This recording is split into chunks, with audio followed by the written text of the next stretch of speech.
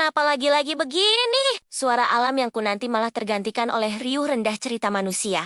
Aku datang untuk mencari ketenangan, untuk mengisi jiwa, tapi malah terjebak dalam hiruk-pikuk yang mengganggu. Di sore yang seindah ini, di tepi Danau Toba, aku berharap bisa mendengar desau angin atau riak air yang lembut. Tapi, apa yang kudapat? Telingaku dipenuhi oleh kebisingan manusia dan teknologinya. Apakah ini pertanda bahwa aku begitu mudah teralihkan hingga tak lagi bisa mendengar bisikan alam yang membebaskan itu? Ini seperti suara hatiku sendiri. Seringkali tak terdengar, tenggelam oleh keinginan dan kebutuhan duniawi yang tak ada habisnya. Mungkin alam ini memang menuntut kepekaan lebih. Telinga yang mampu mendengar kemurniannya tanpa distraksi. Dan mungkin jiwaku juga perlu berbenah, menemukan kembali apa yang sesungguhnya penting. Oh, Danau Toba.